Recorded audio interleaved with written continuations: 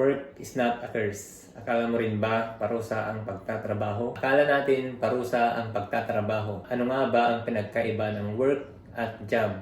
Gumagamit ako ng English words na work and job to make significant identity at mapagkumpara natin kung ano nga ba yung work natin at yung job natin. Ako si Carlo Gumtang, samahan niyo ako at tuklasin natin kung paano gumagana ang buhay. Nung bata ako, ma-attend ako ng Sunday school sa simbahan and naririnig ko na yung work dinedefine as curse sa ating mga tao sapagkat si Adan at Eva ay nagkamali sa kanilang desisyon. Kaya sa aking paglaki, naging kamulatan ko na kapag nagtatrabaho ka ay ito na yung parusa ng Panginoon sapagkat tayo ay nagkamali sa desisyon natin noong tayo ay tinempt ng devil. Mostly rin siguro, pati ikaw ay akala mo yung work ay curse sa atin ng Panginoon. Ngunit nung inaaral ko kung yung work nga ba ay curse, meron akong nakita na napakaliit na detalye. Sa Genesis 2:15, sinasabi na, "The Lord God took the man and put him in the Garden of Eden to work it and take care of it." Doon nakita ko yung word na work, which is the context, is a blessing to man. At ibinigay yun ng Panginoon before the fall. Sapagkat yung fall ay nangyari sa Genesis 3. Kaya ngayon, mas na-enjoy ko yung aking work and iintindahan ko kung ano nga ba yung work and job. Today we will use two words na work and job sapagkat nahirapan tayong i-identify yung work and job kung yung gagamitin natin na word ay Ilocano or Tagalog. So, I think mas mabuti na gumamit tayo ng work and job to define and to compare these two words and their definition. Yung pinaniniwalaan ko, yung work ay what you are created to be. Yun yung gusto ng Panginoon na maging ikaw. Ang word na work ay nanggaling sa Hebrew word na eregon, which means to become yourself. Balikan natin yung kwento ng creation. I think yung Eden, we define it as like, or yung perception natin ay parang heaven, yung Eden. Ngunit kung titignan natin or i-analyze natin ng maigi yung context ng Eden, yung Eden ay raw material. Kung iisipin mo, wala pang maayos na upuan noon, wala pang maayos na lamesa, wala pang sofa, wala pang kama, wala pang bahay. Kaya't naniniwala ako na yung Eden ay punong-puno ng raw material na pwede nating gamitin to express our true self.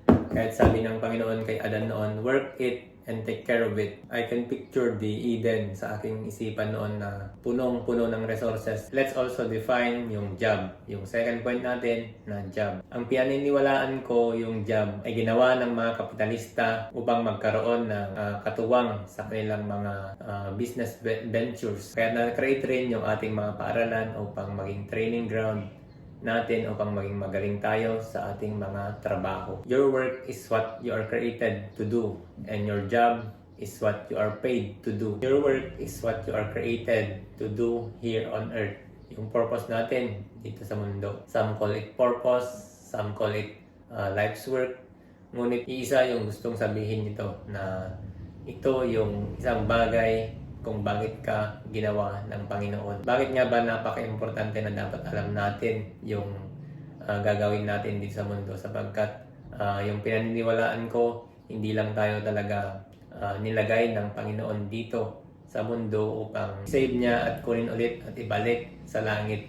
Naniniwala ako na ang purpose, ang original purpose ng Panginoon kung bakit niya tayo nilagay dito sa earth ay to colonize it, to influence it at maging katulad ng langit itong ating earth. Ayaw kong mag-sound na religious, ngunit kailangan kong banggitin kung saan nanggaling yung context, yung sinasabi ko. I believe na create talaga tayo ng Diyos upang magkaroon ng purpose dito sa earth. So please don't take this as a religious content. Religion can never take the role of the kingdom of God. Naniniwala ako na yung work natin ay nilagay ng Panginoon dito sa ating puso. He did not put it anywhere else. I believe na nasa loob natin yung ating mga purpose. We don't find it, we don't look for it, but we should discover ourselves para malaman natin, ma-discover natin kung ano ba talaga yung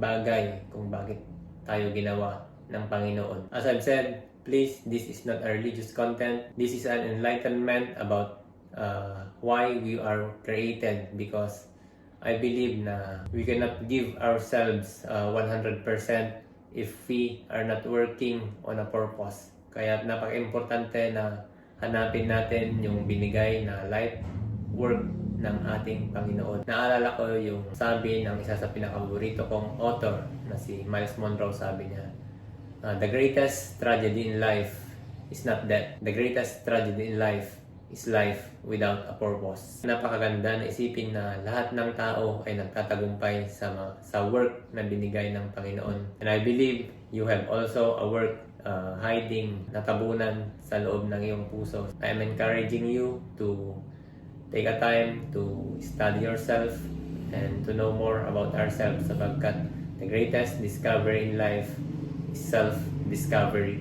Kapag naintindihan natin kung bakit tayo nandito, kung saan tayo pupunta, at kung ano nga ba ang purpose ng ating buhay. Huwag nating hayaan that the system will limit our potential, that will limit us sa ating mga gustong gawin sa ating mga buhay.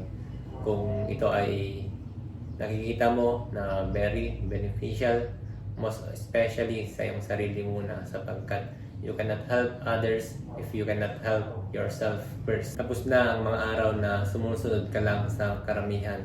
Ito ang araw na sisimulan mo na i-discover kung bakit ka nga ba nandito sa mundong ito. Alam ko na lahat ng tao may kanya-kanyang galing. Huwag mong isipin na you're a failure, wala ka pang na-achieve sa buhay, wala ka pang napapatunayan, you're broke, walang pera, maraming utang. You need to acknowledge that, but you don't need to stay in that position. Naniniwala ako, if you believe that you can be whatever you want in life. Isa rin sa mga failure na daanan mo noon yung aking buhay. Hindi ko rin alam kung paano papaganahin, paano ihahak ang buhay noon. I have made big decisions. We only live once. That's why I have also started this vlog, also to share my experience, the things na gumagana, and sana makatulong itong video na ito sa iyong pinagdadaanan ngayon. I know this is just temporary, gaya nga ng mga bagyo. Hindi tumatambay yung mga bagyo sa ating mga buhay, sa ating mga lugar, kundi dumadaan lang. Ganyan rin yung pinagdadaan mo ngayon. I know you can do it, and believe in yourself na ginawa ka ng Panginoon to overcome that situation today. Comment down below kung ano nga ba yung gusto mo. Again, this is Carlo Gomtang. All you need to have is the will to do it.